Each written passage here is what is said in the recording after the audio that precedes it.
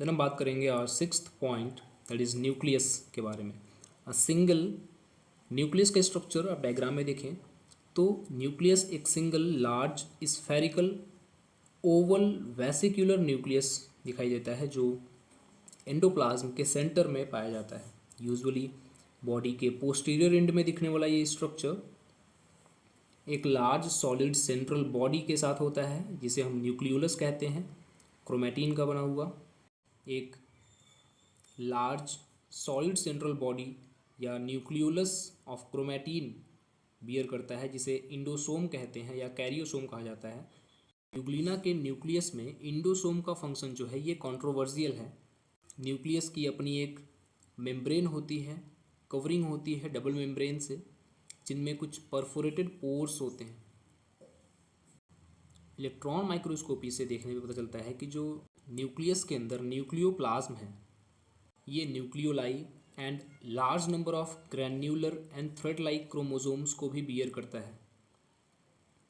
The next seventh point is contractile apparatus.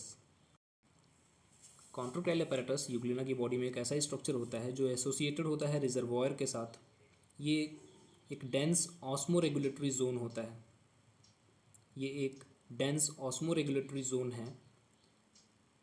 Contractile apparatus include करता है एक large central contractile vacuole जो surrounded होता है सेवरल स्मॉलर एसेसरी वैक्यूल से। ये एसेसरी वैक्यूल्स इस लार्ज सेंट्रल कॉन्ट्रैक्टाइल वैक्यूल से फ्यूज्ड होते हैं, जुड़े होते हैं और जुड़ के ही और ये साथ में जुड़ के ही एक लार्ज वैक्यूल का फॉर्मेशन करते हैं। ये वैक्यूल्स एक इम्पॉर्टेंट रोल प्ले करते हैं यूग्लिना के बॉडी से वाटर को और मेटाबॉलिज्म से बने वेस्ट प्रोडक्ट्स को बॉडी से बाहर निकालने में। जो ये वेस्ट मटेरियल होता है ये कॉन्ट्रैक्टाइल वैक्यूल्स के थ्रू आता है रिजर्वॉयर में, then through साइटोफेरिंग्स and ultimately cytostome से बॉडी के बाहर की ओर एक्सपेल कर दिया जाता है। And eighth point is stigma. Stigma एक ऐसा स्ट्रक्चर है जो रिजर्वॉयर के पास में ही देखने को मिलता है। यूग्लिना की बॉडी में स्टिग्मा को आई स्पॉट भी कहा जाता है। ये स्ट्रक्चर कॉन्ट्रैक्टाइल वैक्यूल के अपोजिट साइड में रिजर्वॉयर के नज़दीक ही देखने को मिलता है। डिस्क के जैसा या छिछले कप के शेप का रेड पिगमेंट वाला स्पॉट होता है जिसे स्टिग्मा या आई स्पॉट कहा गया है। अकॉर्डिंग टू लीडल 1966 में इन्होंने बताया था कि स्टिग्मा ये लिपिड ड्रॉपलेट्स के प्लेट्स के जैसा होता है। हर एक जो प्लेट है ये इनमें रेड पिगमेंट्स प्रेजेंट होते हैं जिन्हें कैरोटिनॉइड कहा गया है। स्टिग्मा और पैराफ्लैजिलर बॉडी साथ में फोटो रिसेप्टर अपैरेटस बनाते हैं। पैराफ्लैजिलर बॉडी पीएफबीज वही स्ट्रक्चर है जो फ्लैजिला के बेस पे पाया गया था। जब भी यूग्लिना फॉरवर्ड डायरेक्शन में मूव कर रहा होता है तो ये फोटो रिसेप्टर अपैरेटस जो है ये लाइट को रिसेप्ट करते हैं और यूग्लिना को लाइट की तरफ मूव करने में हेल्प करते हैं क्योंकि ये रिसेप्टर फिर इल्यूमिनेट करने लगता है। पीएफबीज एंड स्टिग्मा का फंक्शन साथ में कुछ इस तरह से होता है कि जब भी यूग्लिना लाइट से डायरेक्शन अपना चेंज करता है तो स्टिग्मा का जो शैडो होता है वो उसके पिगमेंट्स का जो शैडो होता है वो रिसेप्टर पे इट मीन्स पीएफबीज पे जाके गिरने लगता है जिससे इसे सेंस होता है कि इसका डायरेक्शन चेंज हो गया है। यूग्लिना का मूवमेंट जो होता है वो इस तरह से कुछ अपने बॉडी को मेंटेन करके रखता है कि जो फोटो रिसेप्टर है वो हमेशा एक्सपोज्ड हो लाइट की तरफ, उसके ऊपर कोई डार्क पार्ट या डार्कनेस न आए, हमेशा एक्सपोज्ड रखता है उसे। दस the animal which depends upon sunlight for photosynthesis can Orient itself towards light. इसलिए बताया जा रहा है कि ऐसा एनिमल जो फोटोसिंथेसिस पे डिपेंड करता हो वो क्या करेगा, अपने आप को लाइट की तरफ ही अपने आप को क्या करेगा, फॉरवर्डली मूव कराएगा, लाइट में ज़्यादा रहने की कोशिश करेगा ताकि इसको फूड मिलता रहे।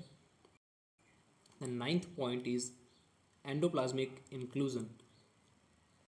इस पॉइंट को पढ़ने से पहले हम एक डायग्राम को देखेंगे यूग्लिना के। An electron micrograph of a portion of TS body passing through the reservoir. ये यूग्लिना का वो हिस्सा है जो रिजर्वॉयर से होते हुए गुजारा गया है। इस स्ट्रक्चर को इलेक्ट्रॉन माइक्रोग्राफ के द्वारा डायग्रामेटिक पोर्शन को दिखाया गया है। इसमें भी नेमिंग्स को नंबर कर दिया गया है। इसमें फर्स्ट नेम आप यहाँ पे देख सकते हैं pellicle, second chloroplast, third fat globules, fourth ribosomes, fifth endoplasmic reticulum, sixth ribosome, seventh mitochondrion, eighth paramylum bodies या पैरामाइलॉन ग्रेन्यूल्स इन्हें बोला गया है। Ninth vacuoles of osmoregulatory zone, tenth short flagellum, eleventh long flagellum. Plasma membrane है twelfth, thirteenth free ribosomes, 14 reservoir, 15 है stigma, 16 Grove, 17 है ridge, 18 है पैराफ्लैजिलर body, 19 है माइक्रोट्यूब्यूल्स एंड 20 है म्यूसिफेरस बॉडीज एंड 21 है गोल्गी apparatus। यहाँ पे आप कुछ स्ट्रक्चर देख सकते हैं जिनके बारे में हमने अभी स्टडी किया, जैसे 16th and 17th structure, groove and ridge वाला पार्ट जो पेलिकल वाला हिस्सा है। फिर 15th स्टिग्मा के बारे में हमने देखा, 14th रिजर्वॉयर के बारे में पढ़ा हमने, ठीक है। 12th प्लाज्मा मेम्ब्रेन के बारे में, 11th structure long flagellum short flagellum के बारे में हमने पढ़ा, 9th structure vacuoles of osmoregulatory zone के बारे में। अब जो कुछ स्ट्रक्चर्स बच गए हैं इसमें, अब जो पॉइंट्स बच गए हैं उन्हें हम इंडोप्लाज्मिक इंक्लूजन वाले पॉइंट में समझेंगे। Ninth and last point is endoplasmic inclusion. देखिए यूग्लिना के इंडोप्लाज्म में कॉन्ट्रैक्टाइल अपैरेटस और स्टिग्मा के अलावा भी बहुत सारे स्ट्रक्चर्स पाए जाते हैं, जिन स्ट्रक्चर्स की बात अब हम इंडोप्लाज्मिक इंक्लूजन वाले पॉइंट में करेंगे, जिसमें से नंबरिंग किया गया इसमें। ए जो है वो है क्रोमेटोफोर्स और क्लोरोप्लास्ट्स। ये वो स्ट्रक्चर्स हैं जो यूग्लिना की बॉडी को ग्रीनिश कलर देते हैं। क्लोरोप्लास्ट्स या क्रोमेटोफोर्स जो हैं ये यूग्लिना के साइटोप्लाज्म में सस्पेंडेड स्ट्रक्चर्स होते हैं, जिससे यूग्लिना ग्रीन कलर का दिखाई देता है because of green pigment chlorophyll. A and B ये पिगमेंट्स बीटा कैरोटीन के साथ पाए जाते हैं।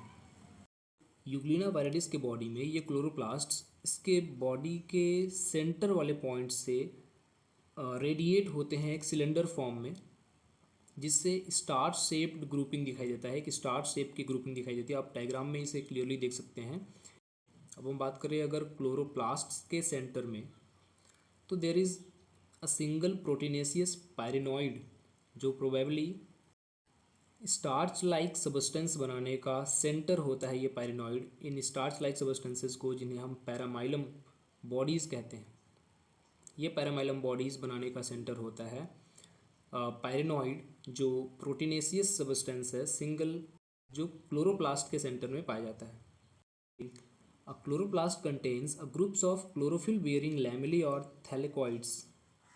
क्लोरोप्लास्ट के स्ट्रक्चर में आप ध्यान से देखेंगे तो आपको यहाँ कुछ थैलेकॉइड्स वाले स्ट्रक्चर्स दिखाई देंगे। ये क्लोरोफिल बियरिंग लैमेली हैं। ये तीन तीन के ग्रुप में पाए जाते हैं क्लोरोप्लास्ट की बॉडी में। ये लैमेली या थैलेकॉइड्स 3 लैमेली के साथ है, कहें हम 3 ग्रुप्स में पाए जाते हैं, तीन तीन के ग्रुप में।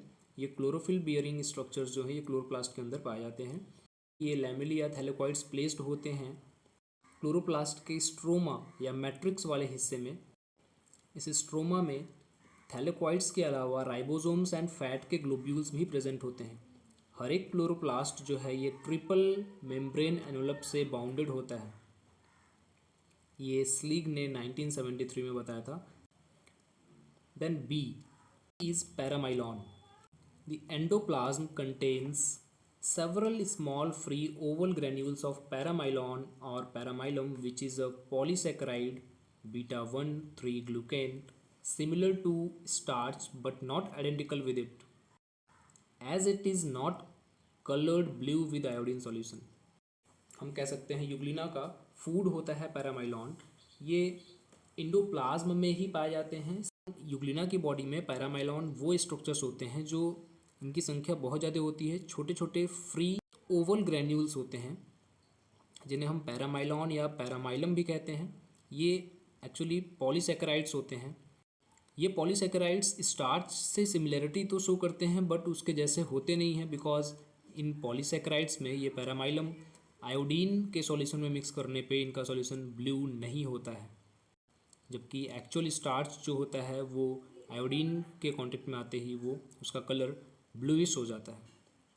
सो पैरामाइलॉन स्टार्च से सिमिलर तो कह सकते हैं बट आइडेंटिकल नहीं होते। Paramylons produced by photosynthesis and represents reserve food material. ये पैरामाइलॉन एक रिजर्व फूड मटेरियल के तौर पे होते हैं। ये पैरामाइलॉन बॉडीज़, इनकी संख्या बहुत ज़्यादा हो सकती है। पैरामाइलॉन की संख्या अगर बहुत ज़्यादा हो जाए तो क्लोरोप्लास्ट को आप ऑब्जर्व नहीं कर पाएंगे।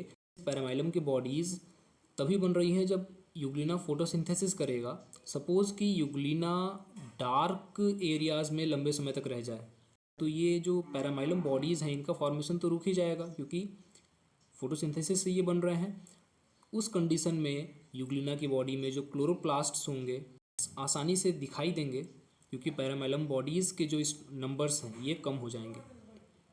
ओके, सो और थर्ड पॉइंट जो है एंडोप्लाज्मिक इंक्लूजन में वो है अदर साइटोप्लाज्मिक स्ट्रक्चर्स। इसमें बताया जा रहा है कि जो साइटोप्लाज्म कंटेन्स अदर सब सेलुलर ऑर्गेनेल्स एज वेल।